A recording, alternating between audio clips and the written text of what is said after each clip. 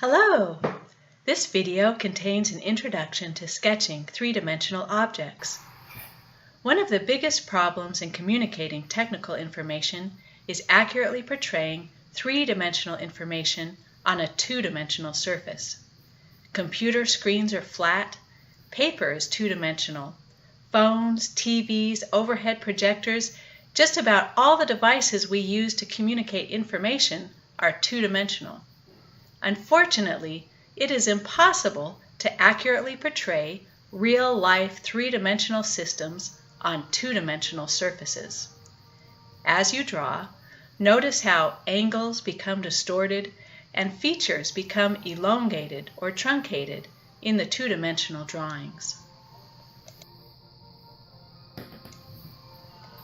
Start your sketch with a simple box. Standard views often use 60-degree and 120-degree angles for the cubes. You can use a protractor to help set up your angles, or standard drafting triangles can also be used. Isomeric graph paper also uses 120 and 60-degree lines. Remember, it's better not to draw directly on your grid paper. Place the grid paper behind the blank sheet you are drawing on. A bright light on your desk will make the paper you are drawing on transparent. When the bounding box is complete, lightly pencil in construction lines to set the approximate proportions of the object you are drawing. I am drawing darker lines in order for them to show up on the video, but you should use 4H to 9H lead for your construction lines, or you can just use a standard 2H pencil with light pressure. Fill in the front view first. Once the front view is complete, map each feature onto the two remaining sides using parallel projection lines.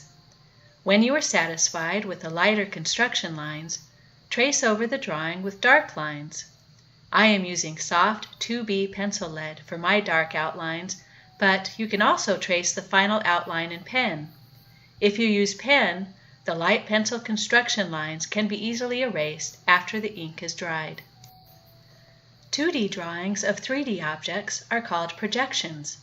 To understand projections, just think of an overhead projector or the projection of an image on a movie screen. There are many different types of projections which all fall into two main groups: perspective projections and parallel projections. What I am drawing right now is a parallel projection, or a projection in which the lines on each side of the object are all parallel to one another. In contrast to parallel projections, perspective projections use a vanishing point, vanishing line, or horizon. In perspective projections, the object appears smaller as it gets farther away.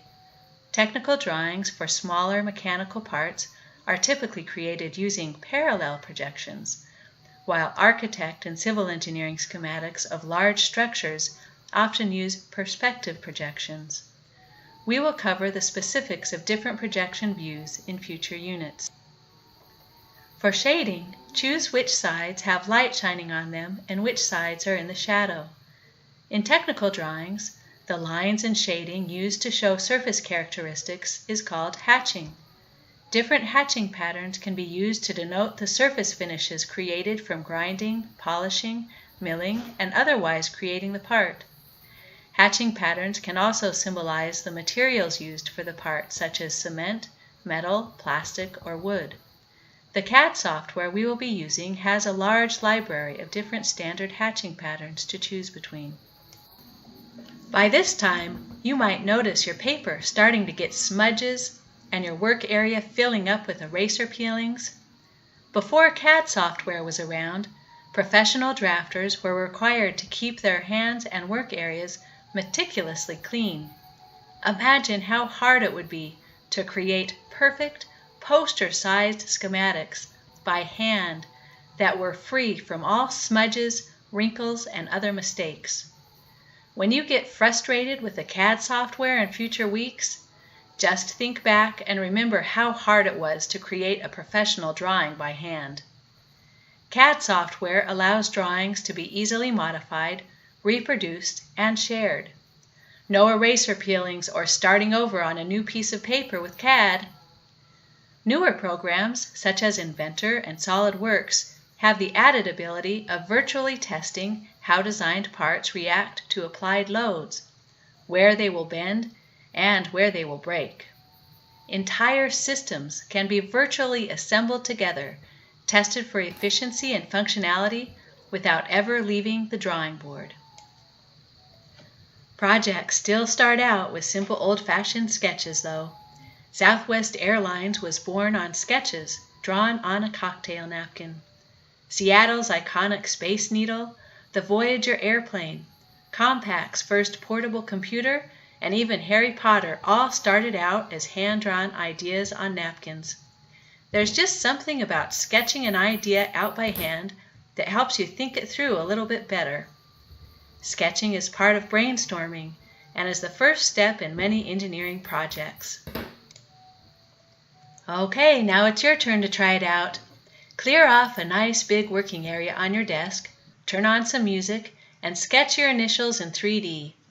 It might take a few rough drafts and a few pieces of paper before you get the proportions worked out correctly, but practice makes perfect. The more time you spend, the better you'll get, and remember, it doesn't need to be perfect, it just needs to get your idea across. Happy sketching!